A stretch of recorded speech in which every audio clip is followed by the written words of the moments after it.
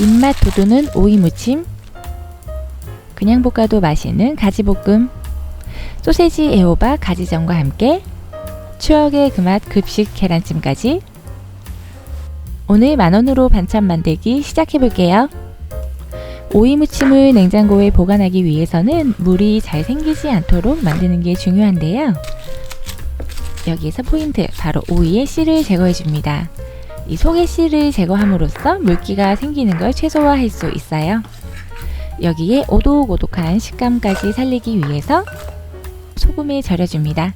꽃소금 1스푼을 넣고 10분에서 15분 정도만 절여주세요. 고추장 크게 1스푼, 고춧가루 크게 2스푼, 그리고 설탕도 1스푼과 식초 2스푼을 넣어줍니다.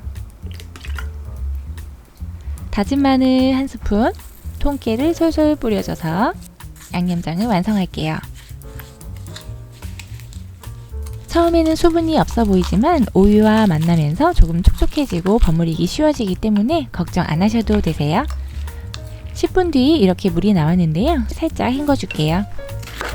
양파 반 개를 얇게 썰어주고 오이와 함께 버무려줍니다. 여기에서 양파가 없다면 넣지 않으셔도 됩니다. 양념장이 고루 퍼지도록 잘 버무려준 뒤에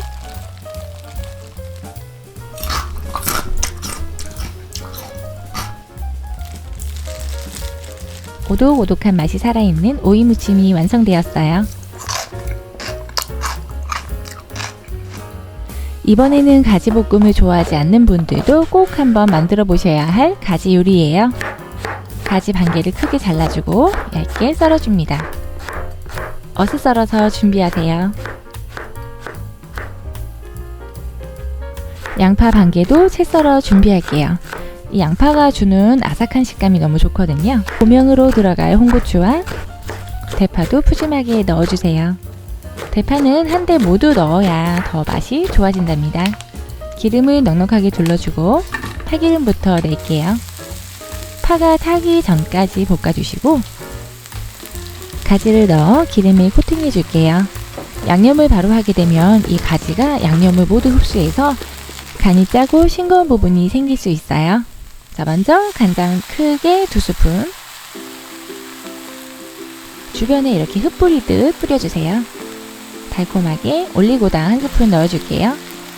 다진 마늘 그리고 포인트 굴소스 1스푼 넣어줍니다. 굴소스를 넣음으로써 이 감칠맛이 굉장히 좋아져요. 마무리로 양파와 홍고추 넣어주고 한번 볶아준 뒤 불에서 내려줍니다. 양파의 아삭함이 너무 좋은, 그리고 밥도둑이 따로 없는 가지볶음이 완성되었어요. 요건 우리 가족들이 너무 잘 먹어서 일주일에 몇 번씩 만드는 반찬이에요. 꼭 한번 만들어 보세요. 이번에는 가지 애호박, 분홍 소세지를 이용해서 부침을 만들어 볼게요. 먼저 가지부터 꼭지는 잘라주고 1cm에서 1.5cm 정도로 도톰하게 어슷 썰어줍니다.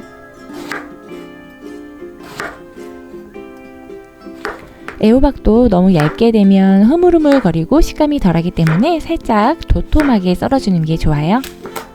분홍 소세지도 껍질을 벗겨낸 후에 도톰하게 썰어줍니다.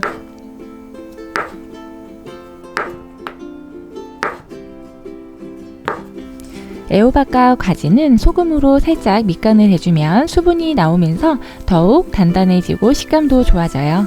여기에 밑간까지 되기 때문에 먹을 때 더 맛이 좋겠죠? 소금을 2꼬집 정도 솔솔 뿌려주세요. 계란물과 만능 양념장에 함께 넣어줄 대파와 홍고추를 손질해 볼게요. 대파는 먼저 반으로 길게 갈라준 후에 다시 2등분해서 총 4등분을 해줍니다. 아주 잘게 다져주셔야 양념장에 들어가도 좋고 계란물에 들어가도 좋아요. 홍고추도 역시 4등분을 길게 해준 뒤에 작게 다져줍니다. 만능 간장은 잔치국수 양념으로 사용하셔도 좋아요. 자, 이제 계란물을 만들어 볼게요. 계란 3개,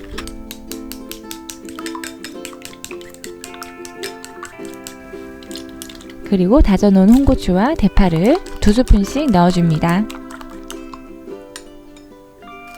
부침가루 3분의 2컵 정도를 봉지에 넣어주세요. 부침가루가 아닌 밀가루를 사용하실 경우에는 계란물에 소금 2꼬집 정도 넣어서 간을 해주시는 게 좋아요. 이렇게 봉투에 바람을 넣어 묶어준 뒤 흔들어줍니다. 정말 쉽게 버무려지는 것 같아요. 그동안 왜 손으로 하나씩 발랐는지.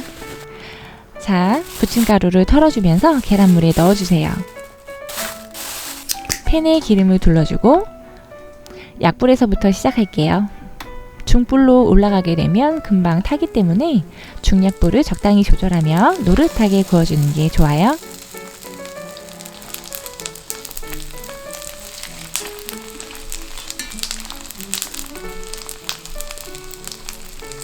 너무 맛이 있는 애호박전과 분홍 소세지. 요즘 분홍 소세지가 정말 작아진 것 같아요. 예전에는 진짜 컸는데 어쩜 이렇게 작아졌는지. 자, 이번에는 가지도 열심히 부쳐볼게요. 가지 부침은 식었다가 다시 데워 먹어도 그 식감이 더 좋아져서 정말 맛있어요.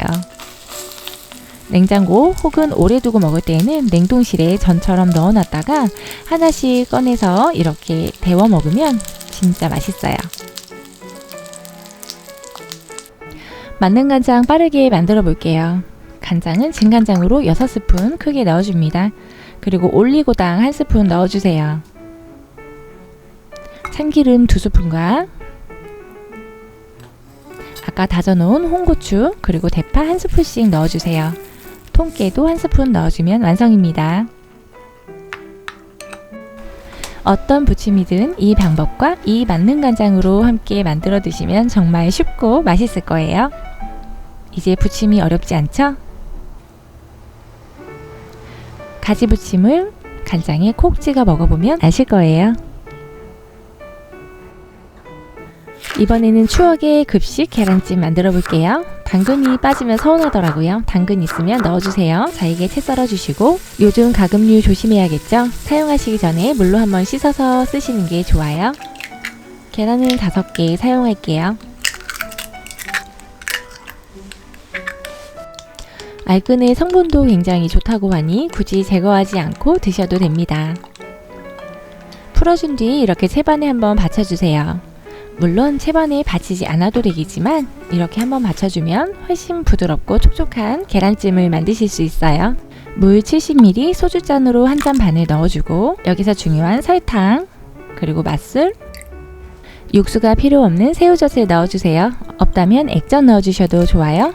아까 썰어 놓았던 대파와 홍고추 그리고 당근 채 썬 것을 넣어줍니다. 2스푼 정도 넣어주었어요. 잘 섞어준 뒤 열탕 가능한 네모 유리통에 넣어줄게요.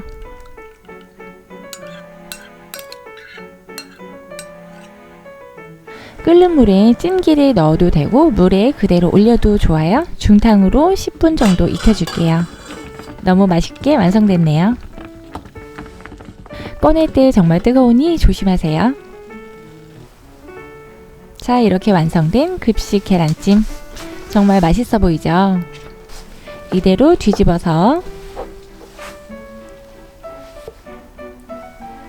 탱글탱글 부드럽고 연하게 너무 잘 만들어졌어요.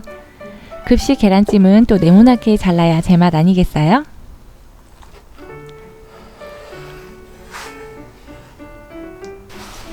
탱글탱글 급식 계란찜까지 완성!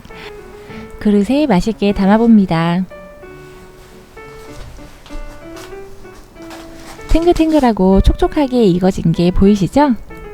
이렇게 만들어 놓으면 계란찜도 좋아하고 이렇게 또 만든 중탕 계란찜도 색다른 맛이더라고요. 오늘 만원으로 만드는 일주일 반찬 어떠셨어요? 구독과 좋아요를 눌러주세요. 다음에 더 맛있는 레시피로 돌아올게요.